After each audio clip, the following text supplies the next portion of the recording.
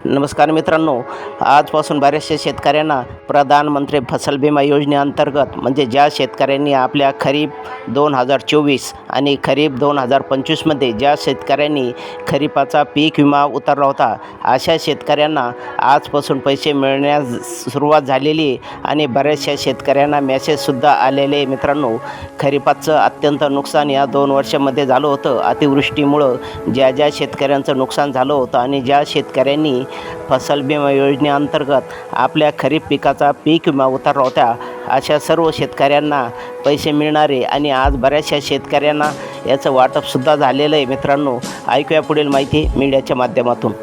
25च्या वाटपाच्या संदर्भातील एक अतिशय दिलासादायक असा अपडेट आहे. मित्रांनो, अखेर पीक विमा कंपनीच्या माध्यमातून पीक विमा मंजूर झालेल्या शेतकऱ्यांच्या खात्यामध्ये पीक विम्याचं वितरण करायला सुरुवात करण्यात आलेली आहे. मित्रांनो, ज्या शेतकऱ्यांच्या पीक विम्याचं कॅल्क्युलेशन झालेलं होतं, PMFBYला त्यांचं कॅल्क्युलेशन दाखवून लॉट क्रिएटेड बाय IC असा मेसेज दाखवला जात होता, अशा शेतकऱ्यांच्या खात्यामध्ये पीक विमा कंपनीच्या माध्यमातून पीक विम्याची रक्कम वितरित करायला सुरुवात करण्यात आलेली आहे. मित्रांनो, राज्यामध्ये कप अँड कॅप मॉडेल राबवलं जात आहे. बीड पॅटर्ननुसार ही योजना राबवली जात आहे, ज्याच्यामध्ये 110% पेक्षा जास्त नुकसान झालेली जी महसूल मंडळ असतील, अशा महसूल मंडळामध्ये राज्य शासनाच्या माध्यमातून केंद्र शासनाच्या माध्यमातून पूरक अनुदान दिल्यानंतर त्या शेतकऱ्यांना पीक विम्याचं वितरण होणार आहे.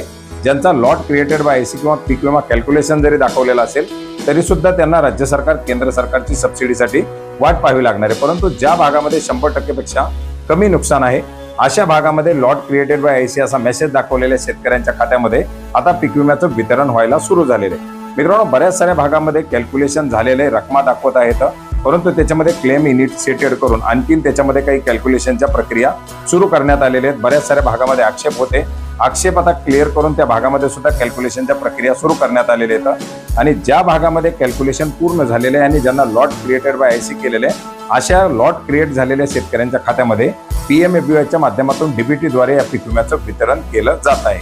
मित्रांनो, याच्यामध्ये तुमचा लॉट क्रिएटेड बाय IC जरी झालेला असेल आणि तुमचं पीक विमा कॅल्क्युलेशन जरी झालेलं असेल, जर तुमचं DBTला अकाउंट व्हेरीफाईड झालेलं नसेल, म्हणजे तुमच्या आधार संलग्न बँक अकाउंट नसेल, तुमच्या बँक अकाउंटला जर तुमचं NPCIचं मॅपिंग झालेलं नसेल, तरी सुद्धा तुम्हाला या पीक विम्याचं वितरण होणार नाही. त्याच्यामुळे आपलं जे काही बँक खातं दिलेलं आहे ते बँक खातं चालू आहे का, त्याची KYC आहे का, त्या खात्यामध्ये आपलं DBTला अकाउंट मॅपिंग झालेले का, हे सर्व तपासून पहा. अन्यथा लोकांचा पीक विमा वितरण होत असताना तुमच्या पीक विम्याचं वितरण मात्र कुठेतरी अडकेल.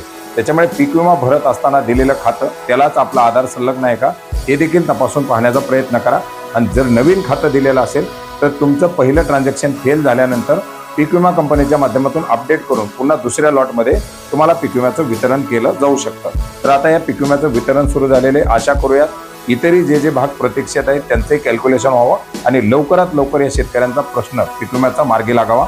आता याच्यासाठी आपण पाहिलेले की बुलढाण्यामध्ये आंदोलन सुरू आहे. या आंदोलनाच्या पार्श्वभूमीवर जर काही मीटिंग आयोजित केली तर राज्यातील शेतकऱ्यांना जे पीक विम्याच्या प्रतीक्षेत आहेत त्यांना कुठेतरी दिलासा मिळू शकतो. मोठ्या प्रमाणात आतापर्यंत फक्त आणि फक्त 10 ते 15% शेतकऱ्यांचं कॅल्क्युलेशन आणि पीक विम्याचं वितरण झालेलं आहे. अद्याप राज्यातील जवळजवळ 85 ते 90% शेतकरी हे पीक विम्याच्या कॅल्क्युलेशनच्या आणि मंजुरीच्या प्रतीक्षेत आहेत.